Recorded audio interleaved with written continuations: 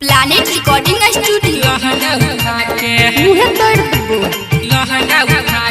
की कही रे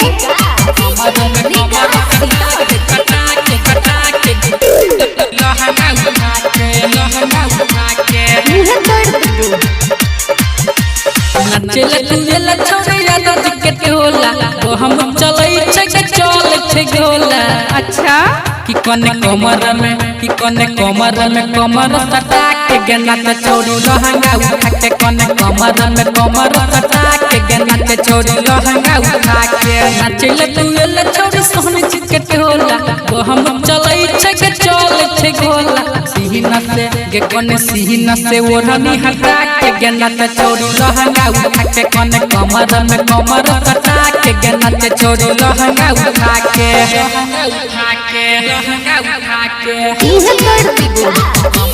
कमर सटा के गेना त छोड़ी लहंगा उठा के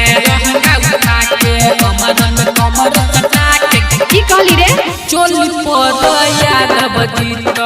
लहंगा पर बाभन गे अच्छा सब जाइत रे तब तोरा 551 गे मुहे दर्द दो रख चोली में तू ओकरा नुका के गेना त छोड़ी लहंगा उठा के कोने कमर सटा के गेना त छोड़ी लहंगा उठा के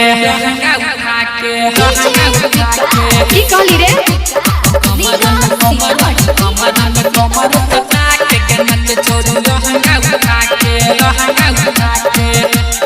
अच्छा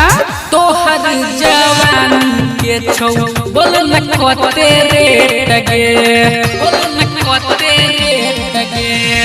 बाबू साहब के बेटा गोरकी करत तोहर बेटगे की कहली रे कहो बीरू यादव गाना गा के गेना त छोड़ी लहंगा उठा के कोने कमर सटा के गेना त छोड़ी लहंगा उठा के प्लैनेट